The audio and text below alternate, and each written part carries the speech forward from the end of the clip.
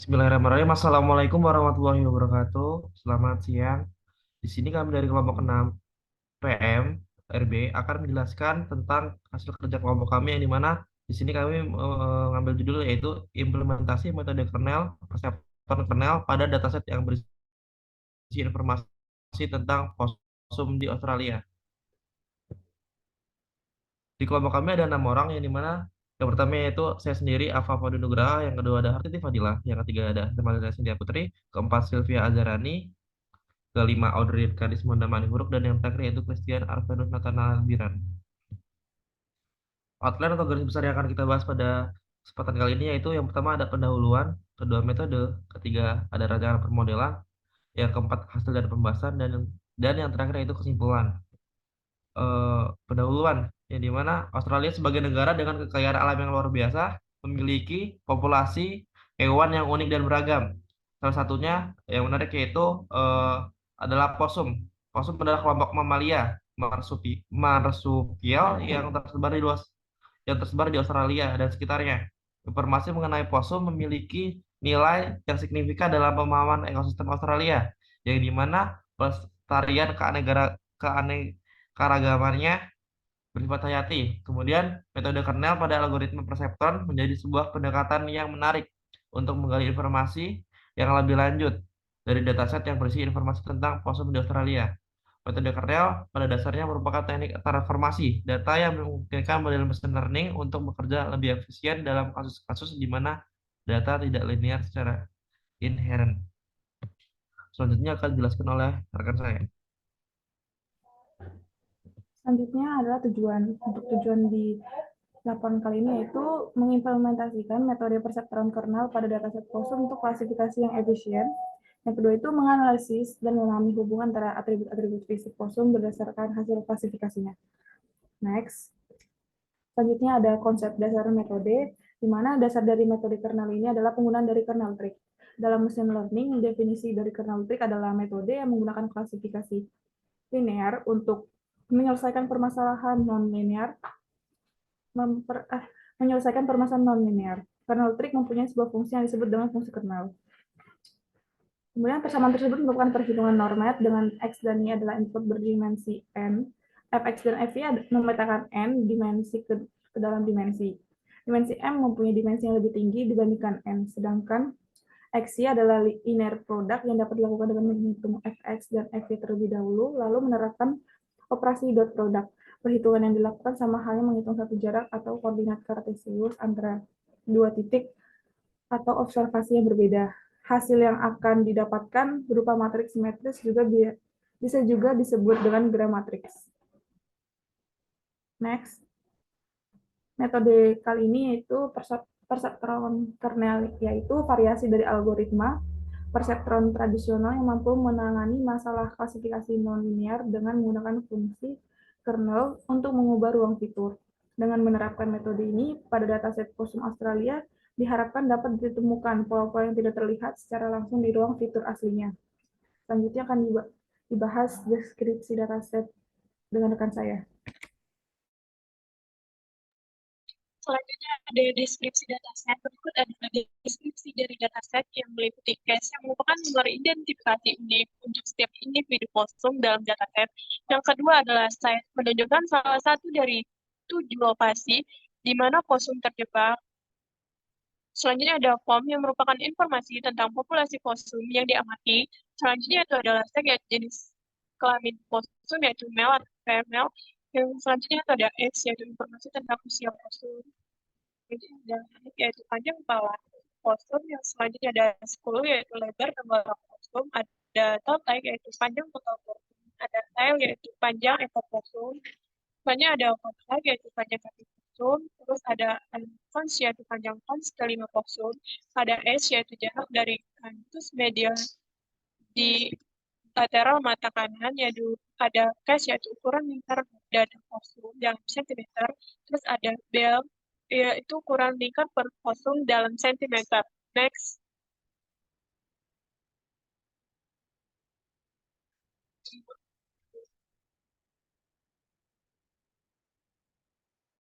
Next. Nah, selanjutnya ada rancangan model. Rancangan pemodelan dengan menggunakan metode kernel, khususnya dengan kernel Perceptron, tidak sepenuhnya sesuai dengan model SPR. Kernel Perceptron lebih umumnya digunakan pada algoritma Perceptron untuk memprediksikan data fitur yang lebih tinggi. Namun, kita dapat menggantinya dengan menggunakan SVM dengan kernel yang berbeda. Misalnya, kernel polinomial atau kernel radial basis function atau FBF, yaitu satu, membaca proses data. Data dibaca dari file CSV, nilai-nilai hilang diisi, dan kolom set dihapus. Selanjutnya yaitu informasi data, statistik, deskripsi, dan korelasi fitur divisualisasikan. Yang kedua adalah pemilihan fitur dan target. Yang ketiga adalah pembagian data. Yang keempat adalah research untuk model SVM. Dan yang kelima adalah evaluasi model. Yang keenam adalah confusion matrix, dan ketujuh adalah visualisasi confusion matrix. Next. Nah, selanjutnya adalah flowchart, yang dimana kita akan memulai selanjutnya import library, terus plot data, selanjutnya menampilkan informasi data, terus cleaning data, terus split data, selanjutnya membuat dan melatih model SVM dengan kernel Gaussian atau RDF, selanjutnya memprediksi kelas pada data uji, selanjutnya menghitung akurasi, dan selanjutnya memvisualisasi hasil. Dan stop.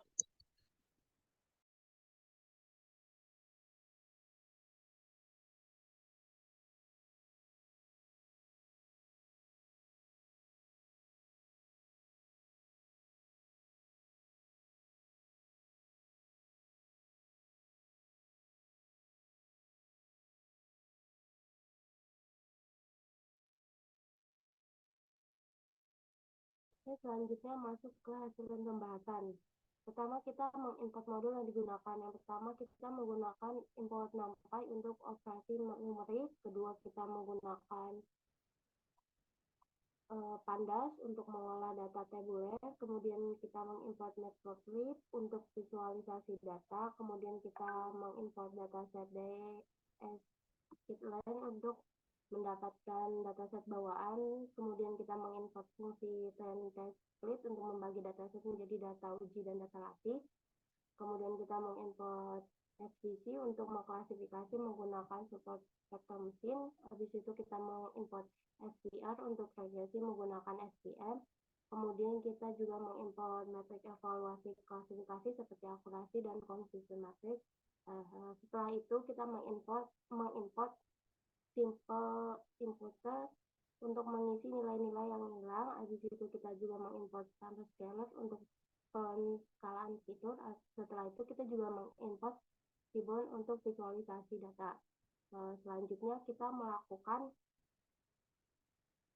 pertama dengan np.setPrint option kita digunakan untuk mengatur opti print dari NumPy khususnya untuk menonaktifkan notasi ilmiah pada output cetakan array NumPy. Selanjutnya kita juga memanggil data opp.crc dengan menggunakan pd.read_csv. Lalu kita mengatur kolom case sebagai indeks dari data frame yang dibuat menggunakan pandas. Kemudian kita menampilkan informasi dari dataset seperti jumlah baris, jumlah kolom, tipe data, dan tipe nilai non-null pada setiap kolom. Selanjutnya, alldata.describe digunakan untuk memberikan ringkasan statistik deskriptif dari dataset yang disimpan dalam variabel alldata seperti mean, standar deviasi, dan lain-lainnya. Kemudian kita melakukan pembersihan data. Pertama, kita untuk mengisi nilai hilang menggunakan nilai min pada kolom H dan put LGHT dengan menggunakan metode imputasi mean. Proses ini dilakukan dengan membuat objek simple inputer dengan strategi mean dan kemudian mengaplikasikan pada kolom yang terdapat missing value. Setelah itu kolom set dihapus dari data frame menggunakan drop dengan parameter aktif sama dengan 1 yang menunjukkan bahwa yang dihapus adalah kolom. Setelah itu kita menampilkan kembali info dari data frame yang sudah terupdate. Selanjutnya dilanjutkan dengan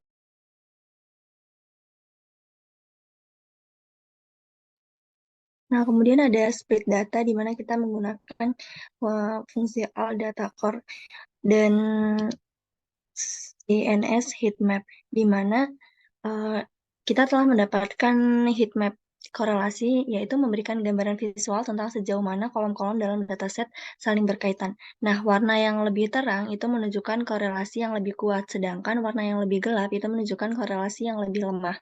Nah, kemudian selanjutnya itu memilih fitur X dan targetnya, di mana kita di sini memilih variabel X itu ada 10 dimulai dari half, school, dan kemudian variabel Y itu kita menggunakan pop. Kemudian selanjutnya itu memisahkan data menjadi data latih dan data uji menggunakan trend test split, di mana dengan proporsi 75:25, di mana 75 ini data latih dan 25 ini data uji dengan random state-nya 112 untuk keberulangan hasil. Kemudian membuat dan melatih model SVM dengan kernel Gaussian RBF.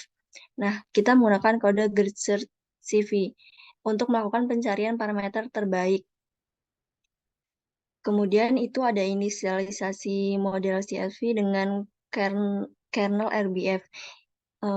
Di situ dilakukan dengan memanfaatkan parameter grid yang telah ditentukan sebelumnya. Nah, pencarian ini melibatkan kombinasi nilai C dan gamma untuk mencari kombinasi hiperparameter terbaik. Kemudian untuk menampilkan parameter terbaik, kita menggunakan base params dengan grid search base par. Nah, kemudian hasil keluaran menunjukkan bahwa parameter terbaik yang ditemukan adalah C sebesar 10 dan gamma 0,1. 0,01 yang artinya model CSV dengan kernel RBF memiliki nilai optimal untuk parameter berdasarkan evaluasi performa model menggunakan cross validation.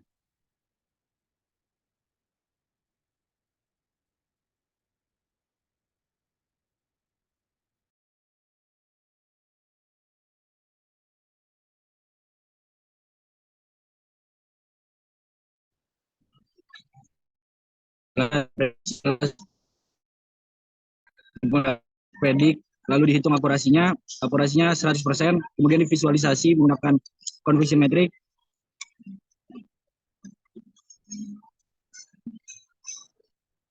Ya, dapat dilihat pada heat map-nya semua terprediksi dengan benar. Selanjutnya saya kembalikan ke moderator.